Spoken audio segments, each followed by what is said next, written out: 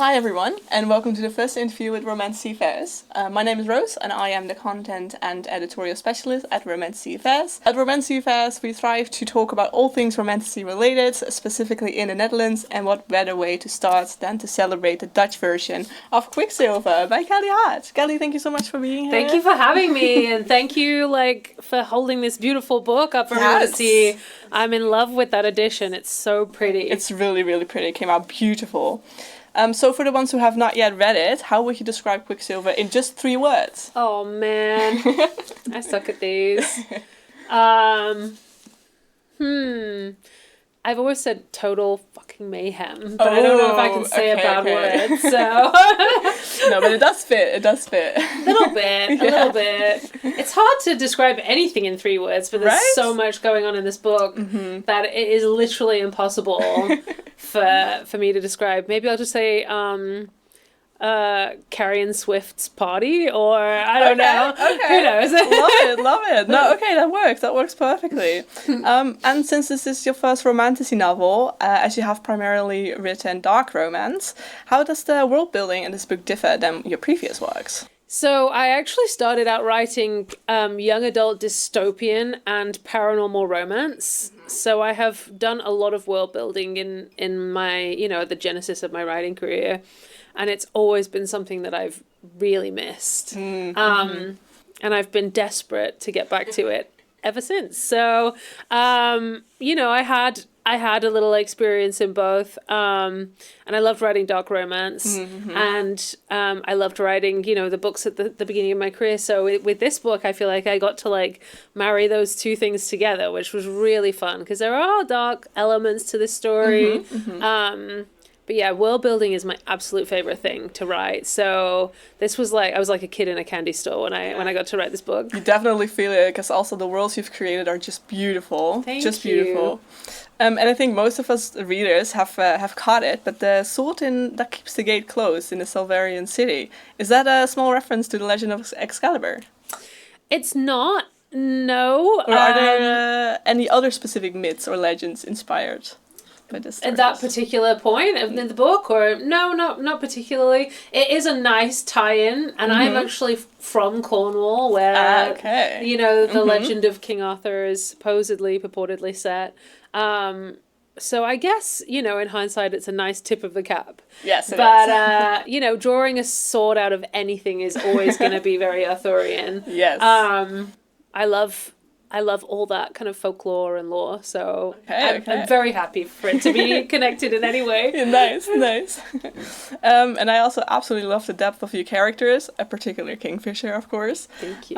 As specifically as a damaged anti-hero. And how do you approach the character development for such a complex figures? And what specific traits or experiences do you focus on to bring these characters alive? So with Kingfisher was the first character that I really, started working on. He was one that came to me first, and, it was a very difficult thing to do in Quicksilver because, no one really knows who he is, even by the end of the book, I feel like, because he was so restricted by what he could say. And I normally write dual POV. I normally give the guy's perspective, and I couldn't with this book because it would have just ruined all of the surprises and all of the stuff, that had been going on with him. And the mystery of him. Yeah. So I had to convey who he was through how he moved in the world, what his friends were saying about him, and, the way that he was treating Ceres. Yeah. Sometimes he came across as a little arrogant and petulant. Just a little bit. And other times you got little sneak peeks of, who he was underneath as well. And I'm really excited for book 2 because, we really peel back even more layers and you really get to see him come through and get to know him a little better. So I'm excited. I'm very excited. That sounds very exciting indeed. Yeah, I'm just book 2, as a whole, I'm chomping at the bit. November can't get here fast enough. I'm losing it. Same for me.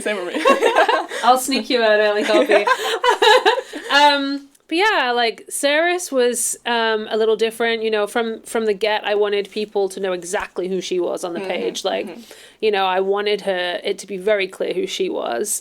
So in that first chapter, you know, you learn her motivation, you learn like what she's capable of, you learn what she's willing to do to protect the people that she loves. You know, you learn that she's a competent fighter and she's like sassy and all of the things, right? So I wanted, even by the end of chapter 1, for the reader to go, I know this person. But with him, I was like, I want his cards to be so close to his chest that they're going to be wondering the whole time. So well, you succeeded with that. Yay, thank you. So yeah, I mean, it was just a fun experiment too, to like have such different approaches with each character as well, with how, you know, they come across on the page. You know, writing Carrion was so much fun. But everyone's got their little like backstory, and I can't wait to delve into every single one of them with you guys. Oh my, sounds so exciting, so exciting. And if you could send one character from Quicksilver to therapy, which one would you choose, and why? It would be Carrion, of course. No, actually, it's probably Kingfisher needs the most therapy because he's been through some stuff. Yes. But I don't know. Carrion could use a little psychotherapy, I think. Psychotherapy, even. Yeah, for sure.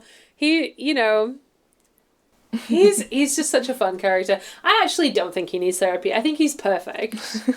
So yeah, I don't know. I think any therapist would have a hard time working with any of these characters because they all have their issues and they're just crazy people. So, all right, nice. And in the last decade, we have seen a significant rise in powerful female heroines within Romantasy. And what makes a bold and mouthy heroine like Ceres stand out in the genre? And why is it important to you as an author to create such a character? I mean, it's important to me.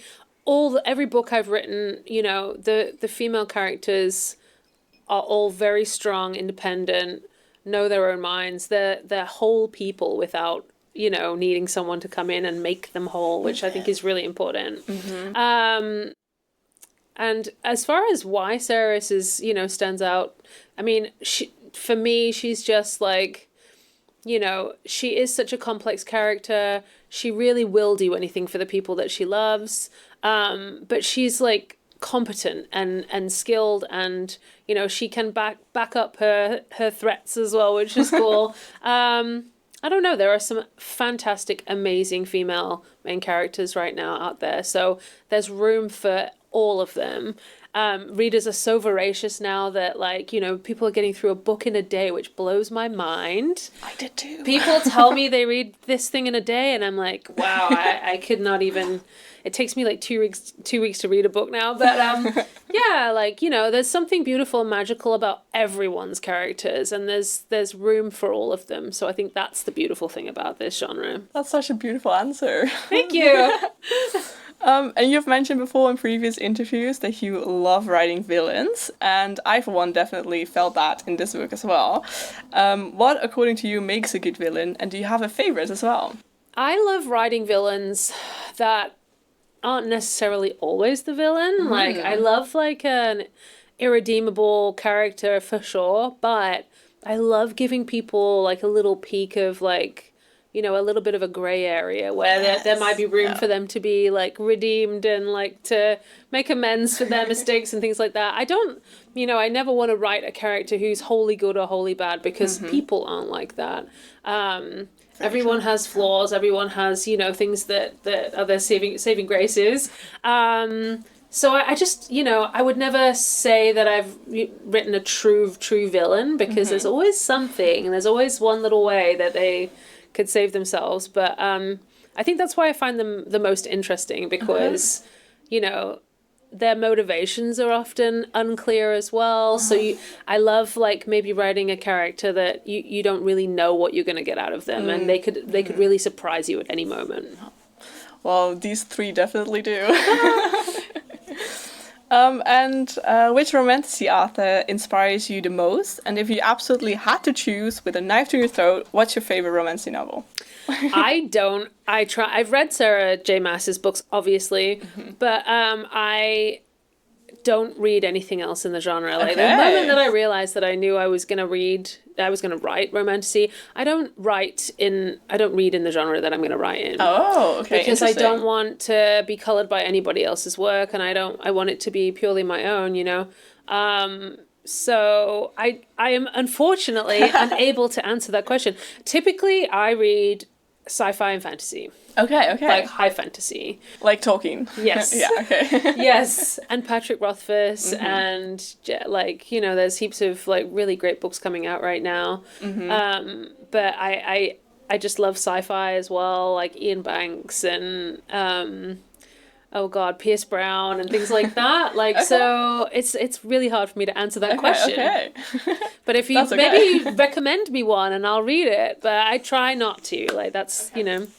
You know, it makes total sense if you really don't want to feel like influenced by specific romantasy books if you want to write it. So it makes sense. Yeah. All right, last question, but not least.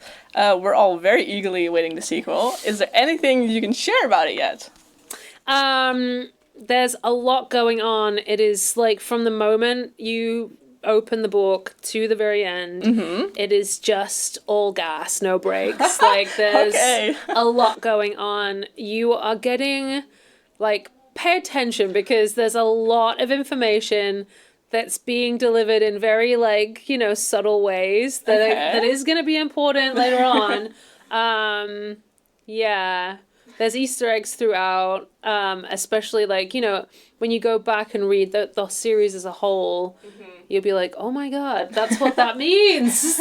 Like, it'll all kind of fall into place. But there's a real deepening in the connection between Kingfisher and Ceres, of course.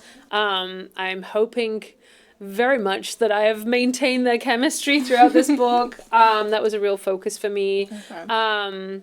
Carrion is carrion. I love, you know, there's a lot of deepening of connections and really getting to know the characters. Nice. Not just between Ceres and Kingfisher, but between all of the other cast as well, which has really been fun. Yeah, I cannot wait, really cannot wait to read it. Thank you. I'm excited. Yeah. Oh, well, thank you so much for answering all these questions. And thank you for being here to read it. Yeah, thank you for having me, and thank you for reading Quicksilver. I'm so grateful. It was a really fun trip. Yeah, thank you.